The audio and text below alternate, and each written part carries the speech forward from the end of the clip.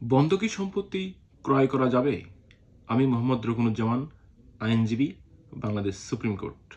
ঢাকা শহরের লক্ষ লক্ষ বাসা, ফ্ল্যাট, জমি বিভিন্ন ব্যাংকের কাছে মর্টগেজ দেওয়া আছে।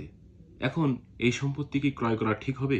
এই সম্পত্তি যদি কেনেন তাহলে কি আপনি বড় ধরনের বিপদে পড়ার সম্ভাবনা আছে? এই বিষয়টা জানার জন্য আমাদেরকে প্রথমেই যেতে হবে সম্পত্তি হস্তান্তর আইনে। এই সম্পত্তি হস্তান্তর আইনের 53D ধারায় স্পষ্ট বলা আছে, যদি কোনো সম্পত্তি অন্য কোনো তৃতীয় পক্ষের কাছে মর্টগেজ রাখা হয় তাহলে সেই সম্পত্তি আর নতুন করে বিক্রয় বা মর্টগেজ রাখা যাবে না। তবে যার কাছে মর্টগেজ রাখা হয়েছে তিনি যদি অনুমতি প্রদান করেন তাহলে এই সম্পত্তি ক্রয় বিক্রয় করা যাবে। সুতরাং আপনারা সম্পত্তি ক্রয়ের সময় এটা অবশ্যই দেখে নেবেন এই সম্পত্তি অন্য কোনো ব্যক্তির কাছে বন্ধক অথবা মর্টগেজ দেওয়া আছে কিনা। বিশেষ করে সম্পত্তি বেশিরভাগ ক্ষেত্রে ব্যাংকের কাছে মর্টগেজ দেওয়া থাকে।